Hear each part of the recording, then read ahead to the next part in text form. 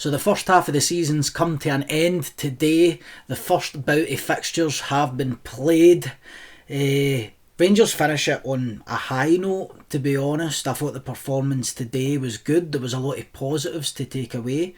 Rangers controlled most, if not all of the game, and there were a few players who I thought performed really, really well. I suppose as we end the first half of the season, the most important thing to note is that yes, we do trail Celtic still by 8 points. Although we have those 2 games in hand, it's obviously not the ideal scenario because we know the common stat that the team who leads at this point going into the new year, halfway through the season, more often than not wins the league. But it's not all been doom and gloom for Rangers so far. Obviously we've won our first piece of silverware this season. We've managed to qualify for the knockouts of European football, and since Clement has come in the door, the ship seems to have steadied, and we're seeing improvements definitely week by week. Of course, when Clement came in the door, he said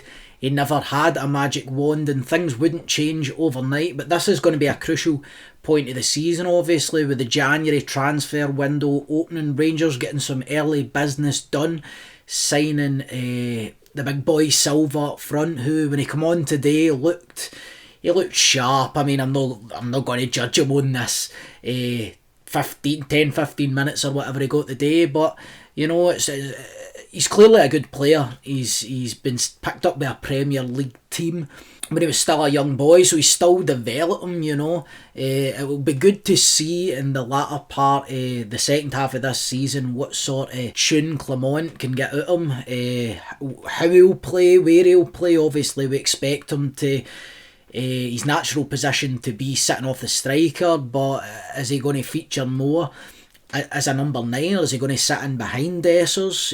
Because obviously there's still a lot of questions to be raised about Dessers and whether he's good enough, and obviously he's the only striker we've got at this moment in time, but there's still a lot of questions for him to answer. Today we've seen what Dessers is capable of at times, not from a finishing point of view, but I mean that pass for Ross McCausland's finish is out of this world, to be honest. I mean, he puts it on a plate. Ross has still obviously got a lot of work to do to compose himself, and a young man does that brilliantly. I'm glad the roles were reversed there and it was Dessers playing it through to McCausland rather than McCausland through to Dessers.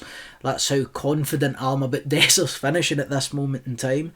But fair play to Ross McCausland. I mean, he has had a phenomenal month or two. Since he came into this team, he's provided energy. His work rate's been brilliant. He's just provided some fresh new ideas that Rangers have been lacking for a while out in that right hand side of the park. So him and Sima today were big players for me. You know, we can see Clement's trying to implement this style where the 2 wide players, the 2 wingers, are coming inside and looking to do exactly what was done today and contribute to getting the ball in the back of the net, because you know that's what we lacked through Ryan Kent when he was there. So if we can get our wingers contributing like Sima done, like McCausland done, don't worry, we'll get to that Sima goal in a minute, because that is outrageous. Almost as outrageous as that VAR decision to penalise John Souttar for,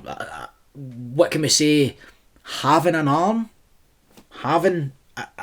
attached to his body, having a hand for the ball to hit off of. I mean, this is ludicrous, people. And it comes straight off the back of this controversial decision we've seen in the Old Firm, where the ball's bounced up in front of Sima.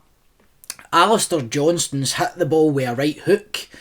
Willie Collins deemed that in fact this motion is a natural motion. He doesn't see any reason to call the referee over to have a look at the VAR monitor. And then we get this crazy decision a couple of days later where John Souttar slid tackle to try and stop the cross, and the ball's been fired for about 5 yards away from him. and hit his hand in the most natural position possible, to be honest. So obviously we'd like a wee bit of consistency in that front. I mean, the handball rule, honestly, is beyond a joke. They're saying if it hits you above the sleeve, it's no a handball. Therefore, anything that hits you below the sleeve, or let's say on the hand in particular, like we've seen with Johnson's, it should be a handball. But no, they just sort of make up the decisions depending on how they're feeling at the time. But let's not dwell too much on that. We don't want to add any more fuel to that conspiracy fire, do we now? I'll be quite honest with you. I'm no one to sit and moan about referees or these sort of decisions, but that one was a bit much for me to handle, to be honest. I really don't know how they can penalise Suter for that, but like I say, not got to dwell too much on it because it didn't come back to bite us, and minutes later Rangers got up the park. Ridvan, who I thought had his best game probably in a Rangers strip, if I'm honest, puts it along to Cantwell at the front post. Cantwell does well to get there and gets a well-deserved goal because I thought he handled himself pretty well throughout the game. I still like to see, obviously, more for Cantwell, especially in the games like the Old Firm, but just more in general going forward because I think he is a quality player. I think he's still got a lot of untapped potential, so I would like to see him after the winter break make some more strides forward and really cement himself as a key and crucial element of that midfield. Let's again just touch on Ridvan Yilmaz.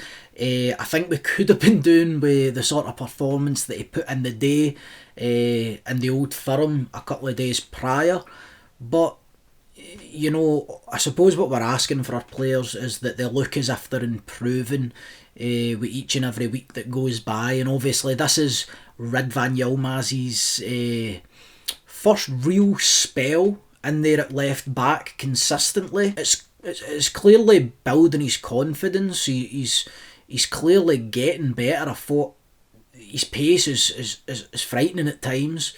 I thought his final ball was much better today as well. There was still the odd mistake in him, especially early on in the game, but I thought he felt his way into the game really, really well.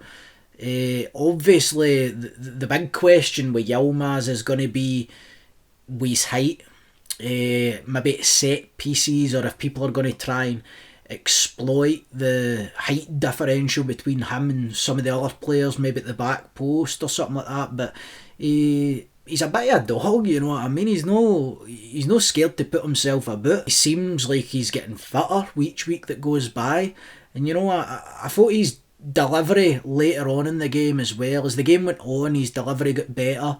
He looked a lot more composed and calm, and he looked decent when he was drifting, you know, sort of inside as well. Again, we see this with Clement. He wants his fullbacks to come in and play more towards the middle of the park and let Seema and McCausland obviously run the byline. This is the sort of thing that will keep the opposition on their toes, because it appeared that Rangers were kind of stagnating in terms of what they were doing. It was always just Tav and Barisic and the overlap, and maybe days like today we would struggle to break Kelly down because we only had plan A. Clement's style that he's trying to implement is a bit more creative than what we've been used to over the last year or two. Again, we've got to talk about Jack Butland and that really important save when Goldson, I don't know what Goldson is thinking about there. Goldson just completely takes off. I don't know if he's trying to play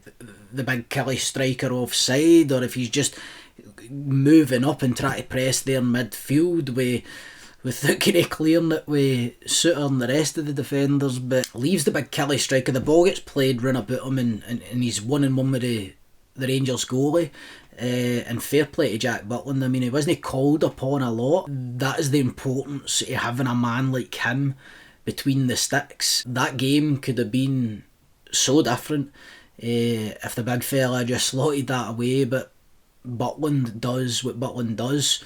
and he stops that from happening. Now let's talk a bit about that semi-finish. Now, I think he'll be kidding us all on if he tells us he tries to chase that ball over the top of the Kilmarnock defender, turn around and volley it. But hey, whether he meant the initial touch or no, whether he's envisioned that or no, he's pulled it off, and I mean, what a strike, by the way. Straight on it, spins round the boy. The big man is not shy of a goal or two. So all in all, I'm just glad that we showed up after the Old Firm, you know, dusted ourselves off, put that one to bed, showed up against Kilmarnock at Ibrox, got the job done.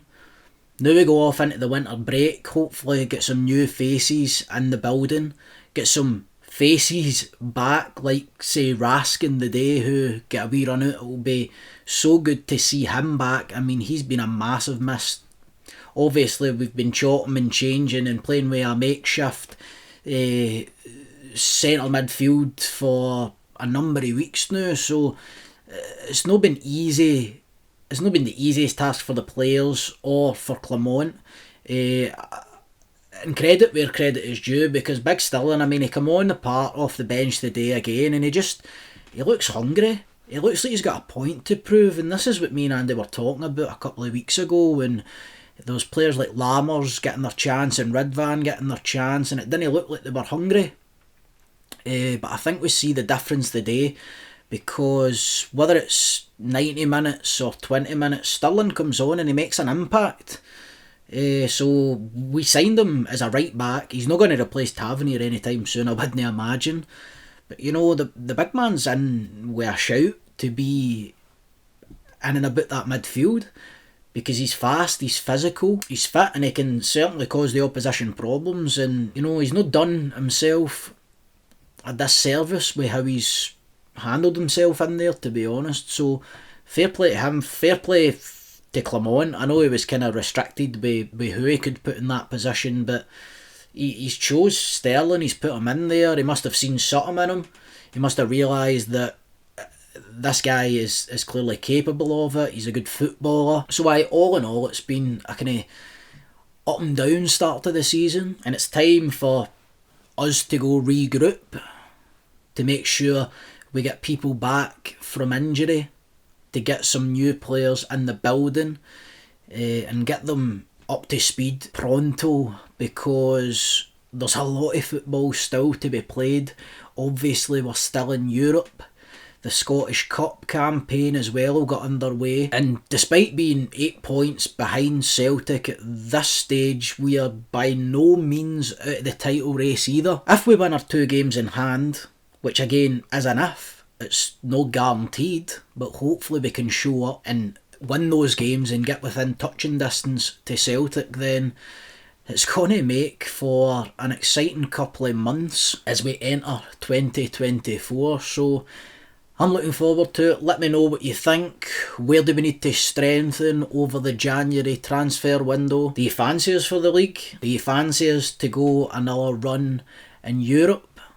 Do you fancy us maybe for a treble? What do you think? Where do we need to strengthen? Is there any speculation that's caught your eye so far? What do you think of the big man who come on the day, Silva? Obviously we can't judge him too much on the limited time that he was able to get on the park for today, but all in all, how would you say that the first half of the season has fared for us? Let us know in the comments, and we'll see you after the winter break.